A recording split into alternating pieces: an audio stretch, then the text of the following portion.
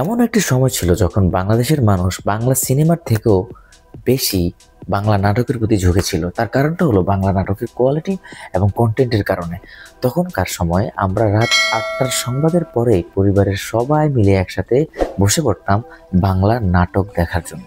কিন্তু এখন বর্তমানে সেই চিত্রটি টোটালি বন্ধ হয়ে গিয়েছে। আর এর কারণ হলো বাংলা নাটকের কন্টেন্ট এবং কোয়ালিটির কারণে। এখন বাংলাদেশে ওরকম নাটক খুবই কম তৈরি হয় যেটা পরিবারের সবাইকে নিয়ে একসাথে বসে দেখা যায়। হ্যালো বন্ধুরা, কেমন আছেন সবাই? ওয়াচ নাও বাংলার আরেকটি নতুন ভিডিওতে আপনাদের সবাইকে স্বাগত জানাচ্ছি।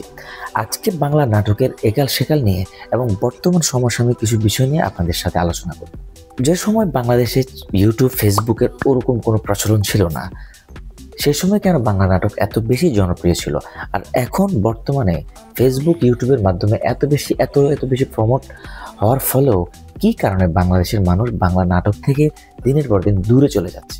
বেশ কিছু বছর থেকে বাংলাদেশে এই ট্রেন্ডটা চলছে যে যার যত বেশি ফলোয়ার, যে যত বেশি ভাইরাল, যার টিকটকে যত বেশি মানুষ তাকে দেখে, সে ট্যালেন্টেড হোক বা না হোক, তাকে নাটক, সিনেমা বা মিউজিক ভিডিওতে সুযোগ করে দিতে হবে। কেননা তাকে নিয়ে ভিডিও করলেই ভিডিও ভাইরাল, যাকে নিয়ে ভিডিও করলে ভিউ বেশি পাওয়া যায়। কেননা বাংলাদেশের মানুষের এবং বাংলাদেশের ডিরেক্টরদের একটা মেন্টালিটি অলরেডি হয়ে গেছে, সেটা হলো যে নাটকে যত বেশি ভিউ সেই নাটক তত বেশি সাকসেস। কিন্তু যে সময় বাংলাদেশে ইউটিউব, ফেসবুকের অত বেশি প্রচলন ছিল না, সে সময় বাংলাদেশের মানুষ কেন সেই সময় নাটকগুলোকে অত বেশি ভালোবাসতো? কেননা তখনকার ডিরেক্টররা ট্যালেন্টেড অভিনয় শিল্পীদেরকেই শুধুমাত্র নাটকে সুযোগ করে দিতেন। যারা যোগ্য, যারা ট্যালেন্টেড, তাদেরকে নাটকে সুযোগ করে দিতেন এবং তারা সামাজিক এবং অত্যন্ত শিক্ষণীয় কন্টেন্ট নিয়ে কাজ করতেন, যার ফলে তাদের সে সময়কার নাটকগুলো এখনও মানুষের অন্তরে গেঁথে আছে। কিন্তু বর্তমানে এমন একটি ট্রেন্ড তৈরি হয়ে গিয়েছে, সেটা হলো যে যেভাবে ভাইরাল হচ্ছে, তাকে নিয়ে যখনই দেখছে, তাকে নিয়ে সোশ্যাল মিডিয়াতে কথা হচ্ছে, সে কী কারণে ভাইরাল হচ্ছে এটা দেখার কোনো সময় নেই। সোজা তাকে কোনো না কোনো একটি নাটক বা কোনো একটি মিউজিক ভিডিওতে অফার দিয়ে বসে থাকে। আর এসব কারণে যারা যোগ্য এবং ভালো ডিরেক্টর ছিল, তারাও ধীরে ধীরে এইসব ট্রেন্ডের দিকে গা ভাসিয়ে চলে আসে, যার ফলে কোয়ালিটি ডাউন হয়ে যাচ্ছে এবং মার্কেট হারাচ্ছে বাংলা নাটক। যে বাংলা নাটক শুধু বাংলাদেশে না, বাংলাদেশের বাইরেও বা মানুষ অনেক বেশি পছন্দ করত। কিছুদিন আগে রিদি জাহান নামে একটি মেয়ে সোশ্যাল মিডিয়াতে ভাইরাল হয়। তার প্রেমিকের সাথে করা অনৈতিক একটি অশ্লীল একটি ভিডিও ফেসবুক, সোশ্যাল মিডিয়াতে বিভিন্ন ওয়েবসাইটে ভাইরাল হয়ে যায়। পরবর্তীতে এগুলো নিয়ে ফেসবুকে তাকে নিয়ে অনেক লেখালেখি হয়, অনেক তোলপাড় সৃষ্টি হয়। পরবর্তীতে একজন আরজে তার একটি শোতে মেয়েটিকে আনার পর সে তার বিষয়গুলো অভিব্যক্ত করে।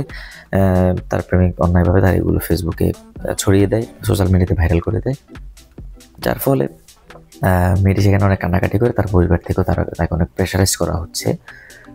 তো এইসব ঘটনা শোনার পর বাংলাদেশের কিছু অংশ মানুষের একটু হলেও তার প্রতি সিম্প্যাথি আসে।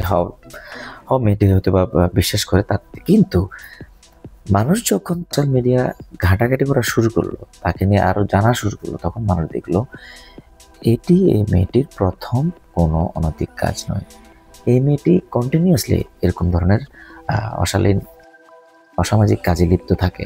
সে একবার একের ছেলেকে নিয়ে কক্সবাজার সব বাংলাদেশের বিভিন্ন জায়গায় ঘুরতে যায়। তো এরকম একটি বয়সের একটি মেয়ে, সে এই বয়সে এরকম অনৈতিক কাজে লিপ্ত এবং সে এরকম ভাইরাল হওয়ার পরবর্তীতেও সে আবার সোশ্যাল মিডিয়া বয়ফ্রেন্ড খুঁজতেছি। আমার কোনো বয়ফ্রেন্ড নাই। আমার যে বয়ফ্রেন্ড ছিল আমাকে মারা দিয়ে চলে গেছে। একদম নির্দ্বিধায় সোশ্যাল মিডিয়ায় ঘুরে বেড়াচ্ছে, টিকটক বানাচ্ছে, রিলস বানাচ্ছে। তো যাই হোক, মোটামুটি এরপরও ধামাচাপা পড়ে যায়। কিন্তু এখন বর্তমানে আবার কেন এই মেয়েটি বাংলাদেশের সোশ্যাল মিডিয়ার ভাইরাল টপিক? তার কারণ হলো এরকম একটি অনৈতিক কাজ করে ভাইরাল হওয়া মেয়েকে নাটকে অভিনেত্রী রূপে সুযোগ করে দিচ্ছেন কোনো একজন ডিরেক্টর। আর এই বিষয়টাতেই আপত্তি বাংলাদেশের মানুষের, যে এরকম একটি অশালীন এবং দুশ্চরিত্রা মেয়েকে যে খারাপ কাজের মাধ্যমে ফেসবুকে ভাইরাল হয়েছে এবং সে ভাইরাল এই জন্যই তাকে কেন বাংলা নাটকের সুযোগ? এরকম অনৈতিক কাজ করে ভাইরাল হওয়া ব্যক্তিদেরকে যদি আপনারা এভাবে মিডিয়াতে ফ্রন্ট লাইনে নিয়ে আসেন, তাহলে এর থেকে আমাদের ইয়াং জেনারেশন কি শিখবে? তারা অবশ্যই এটাই মনে করবে আমাকে যেভাবে হোক ভাইরাল হতেই হবে, কারণ ভাইরাল হলেই লাইফ চেঞ্জ হয়ে যায়। তো আশা করছি আমার আজকের ভিডিওর যে উদ্দেশ্য সেটা আপনারা বুঝতে পেরেছেন। আশা করি আপনাদের আজকের ভিডিওটি ভালো লেগেছে। আর যদি ভালো লেগে থাকে তাহলে অবশ্যই চ্যানেলটি সাবস্ক্রাইব করবেন এবং আপনার মন্তব্য অবশ্যই আমার কমেন্ট বক্সে জানাবেন। তো ইনশাল্লাহ দেখা হবে আরেকটি নতুন ভিডিওতে। সে পর্যন্ত আমার সাথে থাকবেন। ধন্যবাদ সবাই।